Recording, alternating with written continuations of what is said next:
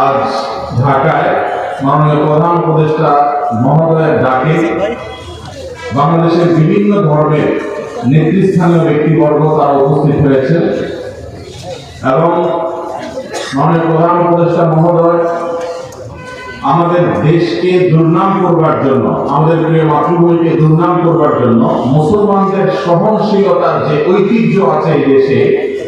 সেই ঐতিহ্যকে কালিমা লেপন করবার জন্য যে অপচেষ্টা দেশের বাহির থেকে হচ্ছে, আর দেশের ভেতরে থাকা তাদের যে চক্র আছে সেই চক্র সেখানে সেই ষড়যন্ত্রের অংশীদার যখন হয়ে যাচ্ছে, এরকম একটা সময়ে, এমন একটা কঠিন সময়ে মাননীয় প্রধান উপদেষ্টা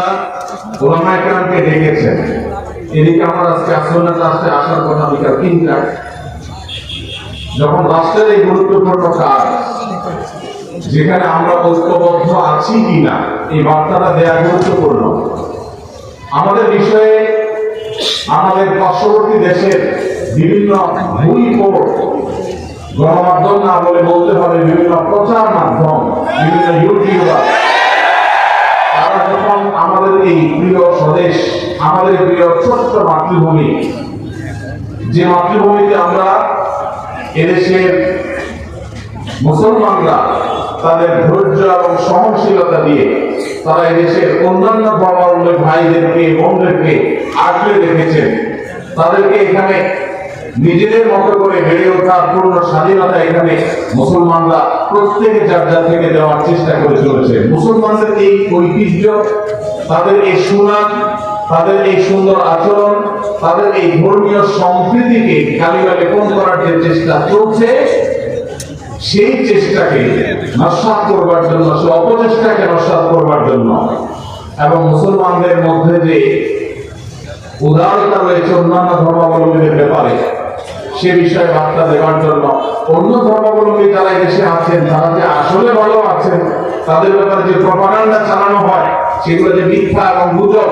সে বিষয়ে তাদের মতামত গ্রহণ করবার জন্য আজ আমরা একত্র হয়েছি। আজ আমাদের এই প্রিয় স্বদেশকে দুর্নাম করবার জন্য যারা যেভাবে চক্রান্তে লিপ্ত, এই দেশের মানুষের খেয়ে, এদেশের মানুষের করে, এদেশের মানুষের টাকায় চলে কিছু মিডিয়াও তাদের দোষরের ভূমিকায় অবতীর্ণ হয়েছে। এই দুষ্ট চক্র যারা আমাদের এই ঐক্যবদ্ধ বাংলাদেশকে বিভক্ত করতে চায়, দুর্নাম করতে চায়, তাদের সে অপচেষ্টাকে নস্যাৎ করবার জন্য আমরা এই দেশের মানুষ বিভিন্ন বিষয়ে, আপনার সাথে আমার মতামত পার্থক্য থাকতে পারে, ভিন্ন মত থাকতে পারে, কিন্তু আমাদের দেশের স্বাধীনতা, সার্বভৌমত্ব, আমাদের দেশের জাতীয় স্বার্থ রক্ষার ক্ষেত্রে আমরা সবাই ঐক্যবদ্ধ। এই বার্তাকে দেওয়ার জন্য আজ তিনি আমাদের ডেকেছিলেন, সেখানে আমরা একত্র হয়েছি এবং সেই কারণে আমার আসলে এখানে আসতে একটু দেরি হয়েছে। তো ডক্টর খন্দকার আব্দুল্লাহ জাহাঙ্গীর রহমানুল্লাহর কথা মনে পড়েছে আমার, এই যখনই ঐক্যবদ্ধ জাতি গঠন করার প্রশ্ন এসেছে তখনই আমার মনে পড়েছে স্যারকে এই জন্য যে আজ থেকে 15 বছর 20 বছর আগে এই দেশে ঐক্যের যে ডাক, আলেম সমাজের মধ্যে সবচেয়ে কার্যকর ঐক্যের ডাক যিনি দিয়েছিলেন, সেই মানুষটির নাম হলো ডক্টর খন্দকার আব্দুল্লাহ জাহাঙ্গীর রহমানুল্লাহ। স্যার যখন ঐক্যের কথা বলেছেন, তিনি যখন ইত্তেহাদ মাআল ইখতিলাফ, তার সেই প্রসিদ্ধ উক্তি ইত্তেহাদ মাআল ইখতিলাফ, বৈচিত্র্যময় ঐক্য, আপনার সাথে আমার 10টা বিষয়ের মত পার্থক্য আছে কিন্তু 100টা বিষয়ে আমরা একমত আছি, যে বিষয়ে একমত আছি ওই বিষয়ে আমরা একযোগে কাজ করি, ভিন্ন মত রেখেও আমরা একসাথে চলতে পারি। এই চিন্তা, এই দর্শন ডক্টর আব্দুল্লাহ জাহাঙ্গীর রহমানুল্লাহ মাহফিলে, সেমিনারে, ইউনিভার্সিটিতে, ক্লাসে, বই পুস্তকে তার লিফলেটে তিনি দিয়ে গেছেন। আজ তার বিদায়ের 1 বছর পর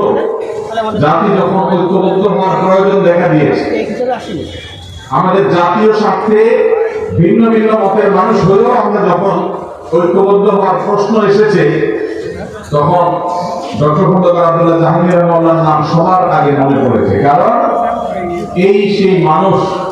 যিনি আমাদের মধ্যকার মত বিরোধগুলোকে কমিয়ে সেগুলোকে সম্মানজনক ভাবে সুন্দরতম উপায়ে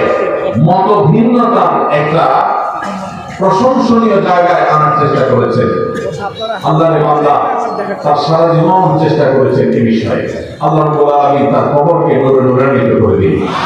আল্লাহ রাব্বুল আলামিন স্যারের সমস্ত ভুল ত্রুটি মাফ করে তাকে জান্নাতুল ফেরদাউসের মেহমান হিসেবে কবুল করে নিন। আল্লাহ তাআলা স্যারের এই একমাত্র পুত্র